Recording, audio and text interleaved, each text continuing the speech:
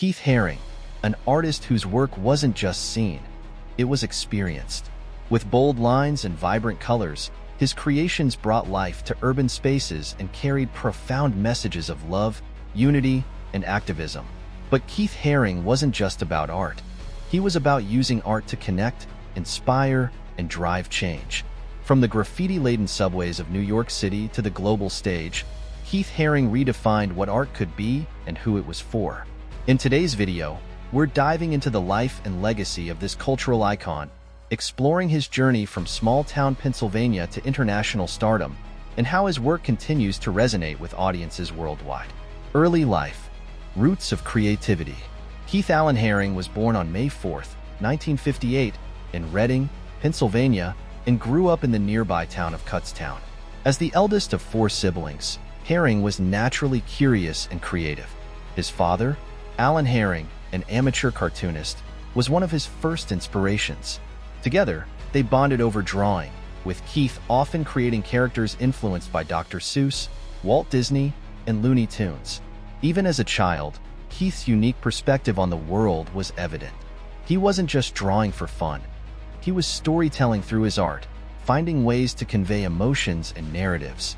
By the time he reached high school, his artistic talent had set him apart, although he was still discovering his distinct style. Discovering purpose, a break from the norm. In 1976, Haring graduated from high school and enrolled at the Ivy School of Professional Art in Pittsburgh to study graphic design. At first glance, this seemed like the perfect career path for someone with his artistic skills. However, it didn't take long for Keith to feel constrained by the structured, commercial nature of graphic design. After just 2 semesters, Haring dropped out. It was a risky move, but one that marked a turning point in his life. Instead of pursuing commercial art, he immersed himself in contemporary art, drawn to its experimental and boundary-pushing ethos. During his time in Pittsburgh, Haring was deeply inspired by the works of Andy Warhol, Jean Dubuffet, and other avant-garde artists. These influences would later shape his approach to creating art that was bold, accessible, and unapologetically authentic. The big move, New York City. In 1978, Haring took a leap of faith and moved to New York City, enrolling at the School of Visual Arts, SVA. For Haring, New York was more than a city. It was a canvas teeming with life, energy, and possibilities. The late 1970s and early 1980s in New York were marked by a vibrant underground art scene, where graffiti artists, musicians, and performers thrived. Haring quickly became a part of this community, finding inspiration in the city's streets, subways, and nightlife. At SVA, Haring studied semiotics, the study of signs and symbols, which deepened his understanding of visual communication. He experimented with various mediums, including performance and video art, but it was his fascination with graffiti that truly set the stage for his iconic style. Subway art, a revolution in accessibility. By the early 1980s, Haring had discovered his most revolutionary medium, subway art. Armed with white chalk, he transformed and used black advertising panels in subway stations into vibrant illustrations. These drawings featured recurring symbols like the radiant baby, barking dogs, and dancing figures. The simplicity of his forms made them universally recognizable, but their deeper meanings invited interpretation. Commuters would stop, intrigued by the art that appeared almost magically overnight. For Haring, the subway wasn't just a means of transport, it was a public gallery. He believed art should be accessible to everyone, not confined to elite spaces like museums or galleries. His subway drawings became a cultural phenomenon, turning him into an underground celebrity. Themes in Haring's art. Haring's art was a powerful blend of simplicity and complexity. While his bold lines and vibrant colors had a playful quality, they often addressed profound and challenging themes. His radiant baby symbolized purity, potential, and the power of new beginnings.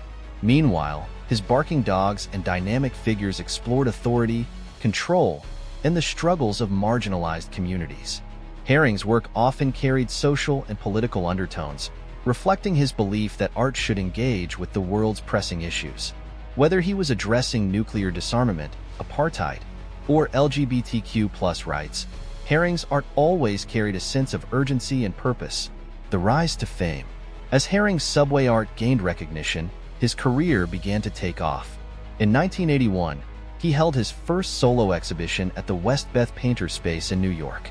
From there, his popularity soared, with his work being featured in galleries and exhibitions worldwide.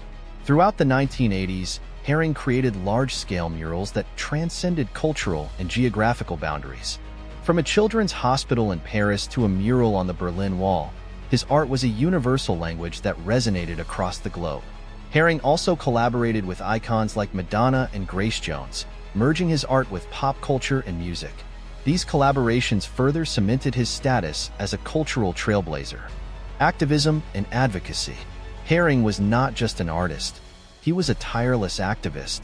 As an openly gay man, he was deeply connected to the LGBTQ+ community and used his art to advocate for their rights. During the AIDS crisis of the 1980s, Haring became a vocal advocate for awareness and education. His iconic work Silence Equals Death, featuring the pink triangle, became a rallying cry for the fight against AIDS. In 1989, he established the Keith Haring Foundation, dedicated to supporting organizations involved in AIDS research and children's programs. The foundation became a cornerstone of his legacy, ensuring his activism would continue even after his death. The Pop Shop, art for everyone. In 1986, Haring opened the Pop Shop in Manhattan, a retail space where people could purchase affordable items featuring his artwork. From t-shirts to posters, the shop made his art accessible to the masses. Critics accused him of commercializing his work, but Haring saw it differently. For him, the Pop Shop was an extension of his philosophy that art should be for everyone, not just an elite few.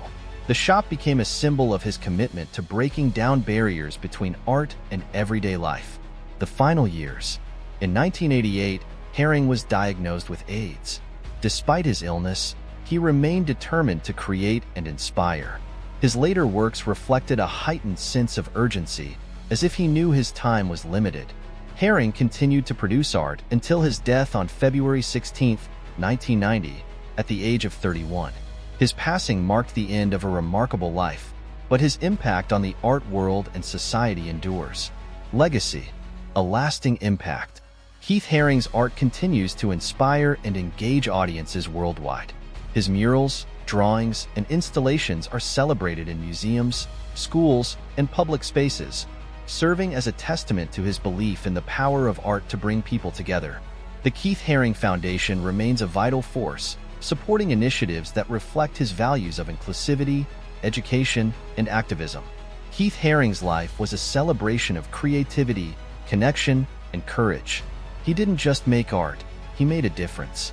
From the subways of New York to the walls of the world, his work reminds us that art can be a force for change, a voice for the voiceless, and a source of hope.